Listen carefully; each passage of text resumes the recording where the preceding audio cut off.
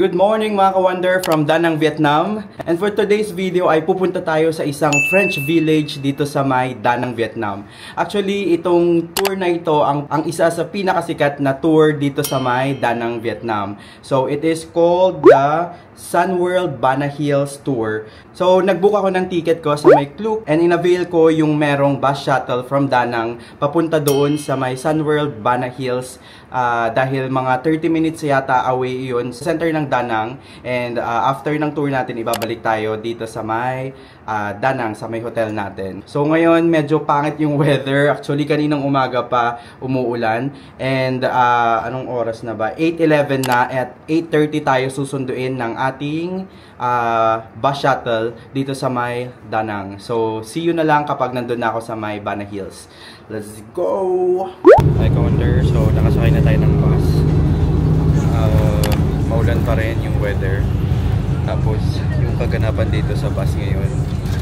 Hindi pa ako nakaka-start ng tour. Basang-basa na ako. Una is yung sapatos ko kaninang pagbaba ko ng grab. Nadulas ako. Tapos, naipapak ko yung paa ko dun sa bumabahang tubig. So, basang-basa yung sapatos ko ngayon. Tapos, yung medyas ko, pati pa ako. Tapos pagsakay ko ng bus naman ngayon, hanggang dito pa naman sa loob, umuulan. Ewan ko may sira tong bus nila. Basang-basa na rin yung pants ko ngayon. So ewan ko ba kung anong meron sa tour na ito. So ngayon, mga 1 hour yung biyahe natin. Chinek ko sa maps. Tapos update ko na lang kaya pagdating namin.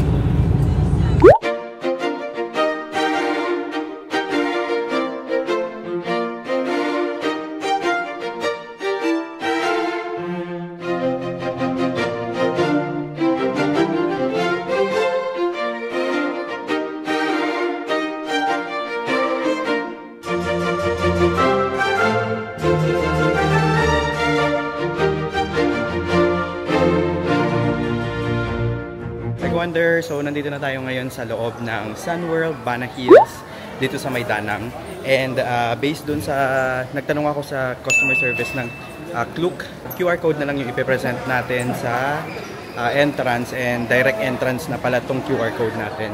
So let's start to explore Bana Hills.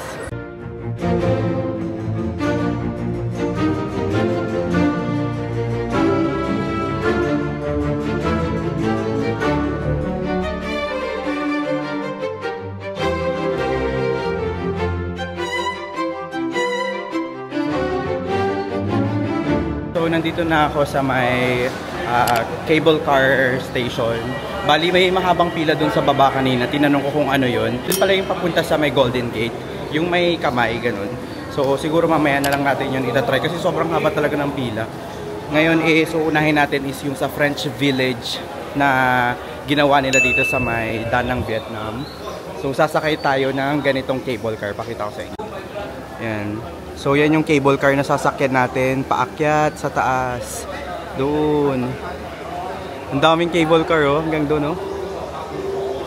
Umuulan pa rin ngayon dito, guys. Yan, so dito natin i-claim yung voucher natin. Where you from? From the Philippines. So, sasakay na tayo ng cable car.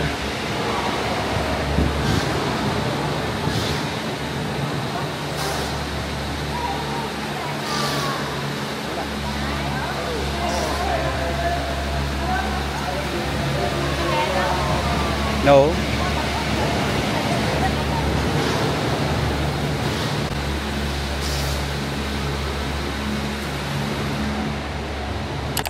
I wonder, so nakasakay na tayo sa cable car. So dito sa may Bana Hills, Da Nang, Sun World, na-research ko yung cable car nila dito is one wired lang. Tapos isa ito sa may pinakamahabang, medyo maalog lang. Ito yung may mahabang one cable car sa buong mundo. So ang haba, mga 20 to 30 minutes actually na paakyat to eh. Tapos kasama na ito sa ticket natin. So convenient talaga sa Klook kasi yung QR code na ibibigay is diretso na entry, wala ka ng pila-pila. So siguro mga 10 minutes na tayong umaakyat. Tapos medyo ma-fog na dito ngayon. Ayan. So, yung view natin panay puti na. Pero may mga nakikita pa rin ako na kung green na area. Actually, para siyang ialin tulad ko siya dun sa may sapa na cable car natin. Kasi fog din everywhere. Pero tas ganito rin yung view niya. Tapos, kaso yun, ang difference lang yung... Sorry. Wagalaw, nakakatakot. Yung difference lang ng cable car dun sa may sapa is 3 wired siya. 3 wired cable car. Ito is 1 wired cable car siya.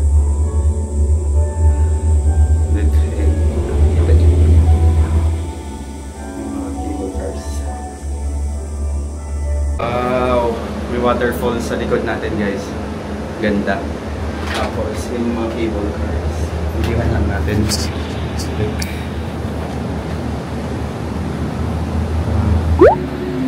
So, andito na tayo. After siguro mga 15 minutes yun. Go! Bye-bye! So, nakababa na ako ng cable car. Nandito ako sa may A, which is the Land of the Sun.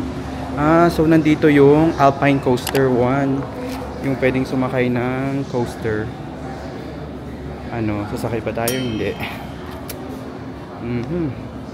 Siguro, didiretsuin ko muna yung French Village. Yun muna.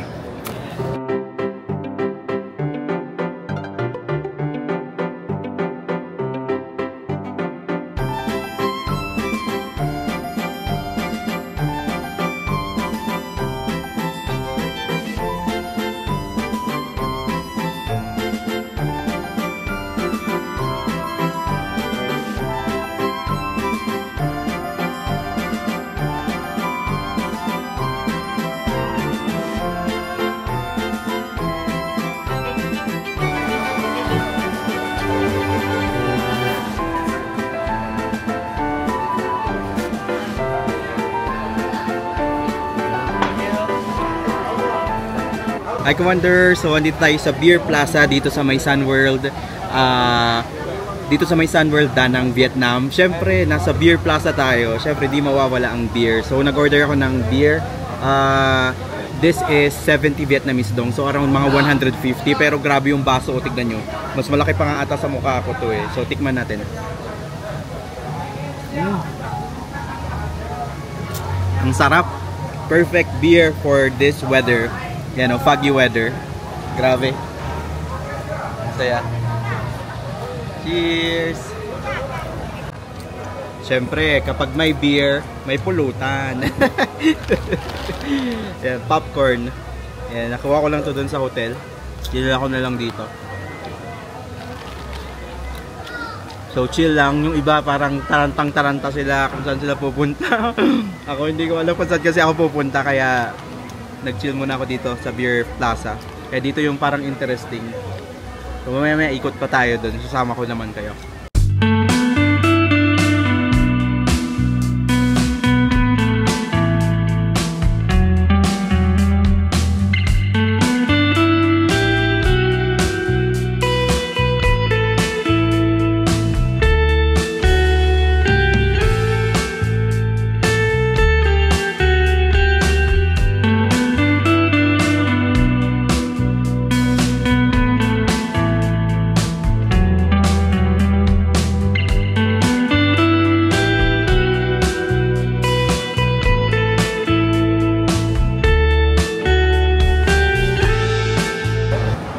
Actually last year, 'di ba, pumunta na tayo ng France, pero ang pinuntahan lang natin is Paris. Parang wala naman akong napuntahan na village na ganito doon sa France. Actually kasi siguro Paris lang yung pinuntahan natin.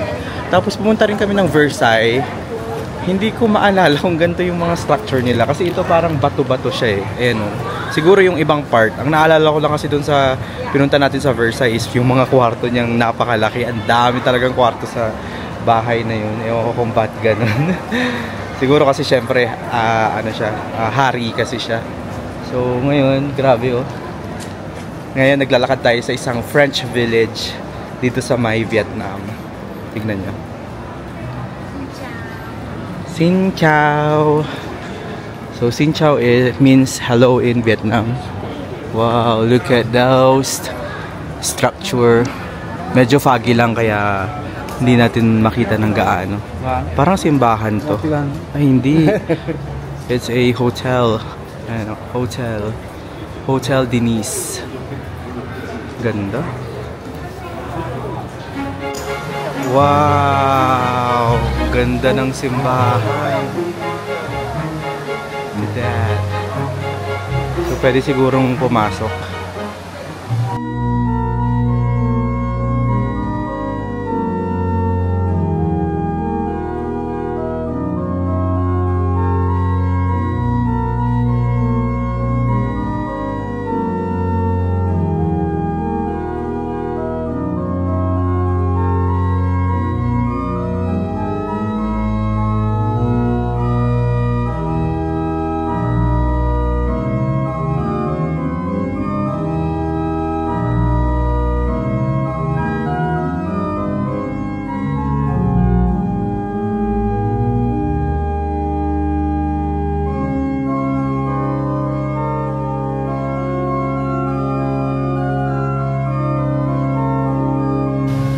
Sobrang ganda ng simbahan na yan, yung nasa likod natin ngayon.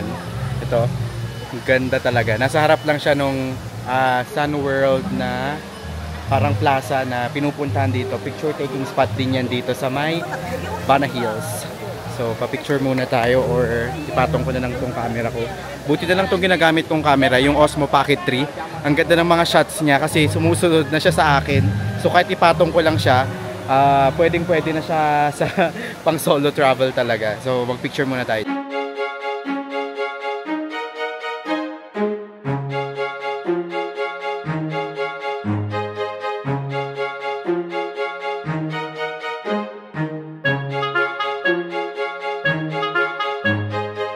So, umakyat ako ngayon sa taas para makita ko naman yung medyo mataas na view. Ayan, nandito tayo ngayon. Look! Welcome to French Village here in Bana Hills, Da Nang, Vietnam.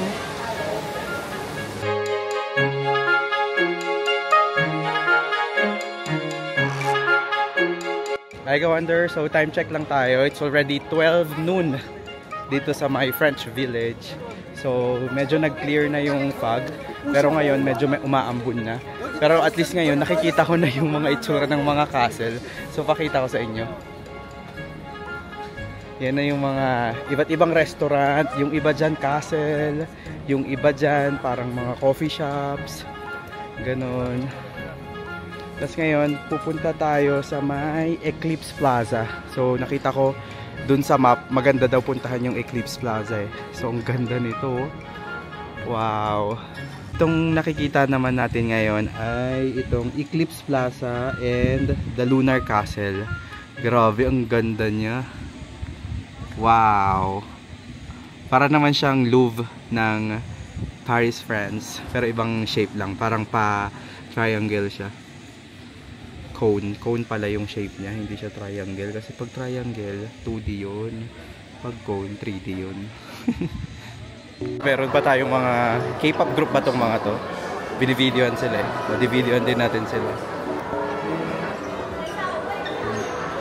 Yan siya. Parang sikat ata siya. Excuse me, is this the way to going to Golden Bridge? Yeah, go this way and Okay. go by Facebook. Okay, thank you. So ngayon naman, andito tayo sa may Building 29 dahil pupunta na tayo ng Golden Bridge. Yung isa yun sa pinakasikat na landmark dito sa may Bana Hills. Xin chào! Sakay tayo, punta tayo ng Bana Hills. Ay, punta tayo ng Golden Bridge. Punta tayo. So ngayon, gagawa tayo ng reaction video natin ng cable car dito sa may Bana Hills. Ang bilis, ano ba? Grabe siya. Uy, tingnan mo yung view. Ang ganda. Ayan o. Tapos niya. Look at the view. Medyo nag-clear na rin. Wow, ang ganda ng stone sculpture oh. Look at that. Ganda. Ayan, papunta na tayo ng Golden Bridge.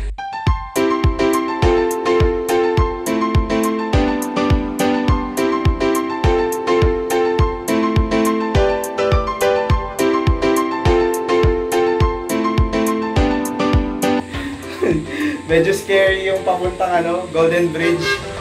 Actually, ba't may busina dito? Actually, mas okay yung paakyat galing dun sa pinaka-entrance, papunta dun sa French Village, kaysa yung dito papunta sa Golden Bridge. Parang mas maalog siya. Sana wala nang ulan, tumigil na yung ulan para makapunta tayo dun sa Golden Bridge. Yun, so ngayon nakikita ko na yung Golden Bridge. So bilis lang, siguro mga 3 minutes ride lang yung cable car natin ngayon.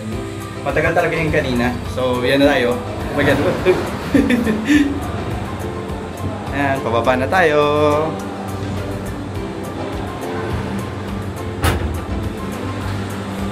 Xin chào.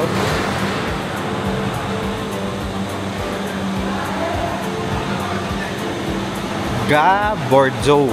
Bordeaux? Bordeaux. Basta yun. Wow! So that is the Golden Bridge here in Da Nang, Vietnam. Ganda. Wow.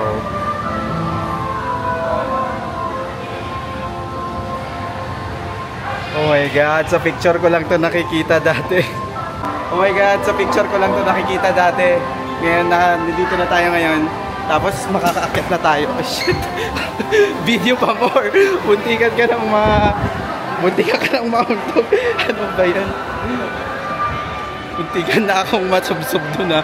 Video ka ng video eh. So ngayon, nandito tayo, parang may mga kainan bago tayo pumasok sa may Golden Bridge. Tapos ngayon, ito na yung entrance niya. Wow! Wow! Welcome to Cao Vang Golden Bridge. It's the Golden Bridge. So ngayon, naglalakad na tayo dito sa may Golden Bridge.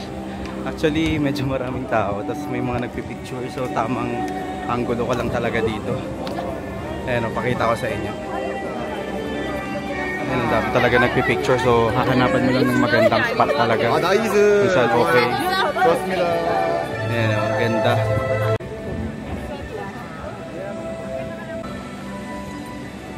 Bali itong Golden Bridge, may dalawang kamay na parang nakahawak siya. So yan yung famous. Ganda.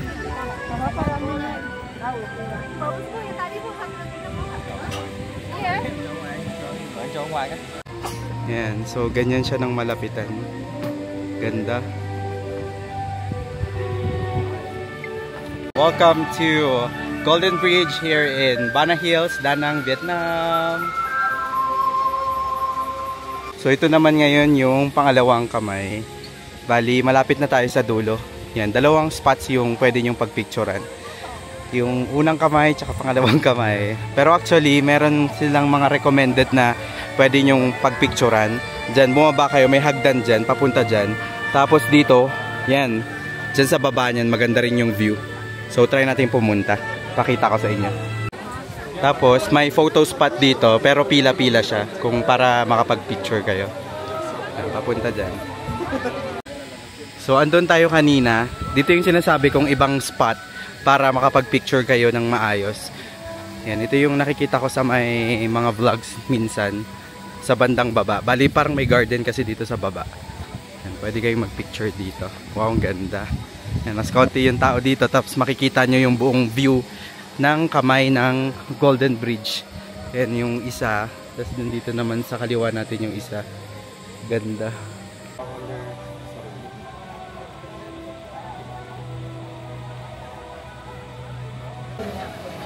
Grabe naman pala dito sa may Golden Bridge sa Bana Hills. Tignan nyo, di ba nandun yung mga kamay ngayon. Sinap-chap naman yung paa ngayon. Ano? Tapos dito naman, yung ulo, nandyan, ayan, tenga niya. Tapos may isa pang kamay dito, ayan o. Tapos doon, nandun yung tenga. Ang weird. Pero that is art, diba? Iba-iba naman tayo ng taste ng art. Pero nakakatuwa lang na may mga ganyang attraction dito. Nakakabilib talaga. So, sobrang iconic yan dito sa may Vietnam. Pinupuntahan lang mga local Vietnamese, pati mga tourists sa iba't ibang lugar. So ngayon naman is time check tayo, 1 PM na, and siguro babalik na ako doon sa pinaka-entrance, and sa baba na lang ako magla-lunch. Kasi hintayin na lang natin yung bus natin. Kasi actually, ang bus ride natin is 4 PM pa naman. So may time pa naman tayo para ikutin yung ibang mga puntahin dito sa may Bana Hills.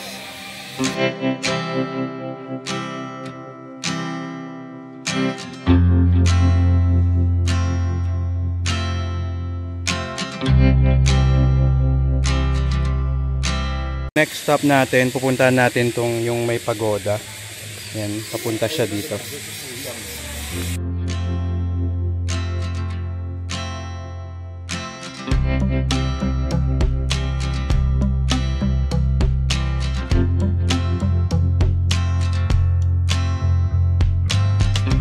So one spot na pwede nyong puntahan dito sa may Bana Hills is yung Le Garden, which is makikita nyo yung mga maraming flowers, may isang garden, ganun.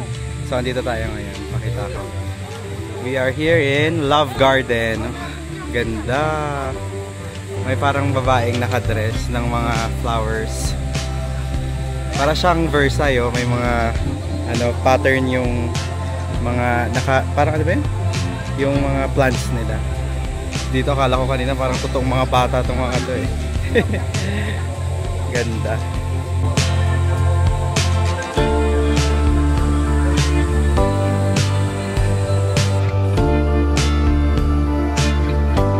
Ngayon naman papunta tayo sa may Great Buddha. Bali may Buddha statue dito na malaki talaga. Wow, pakita ko sa inyo.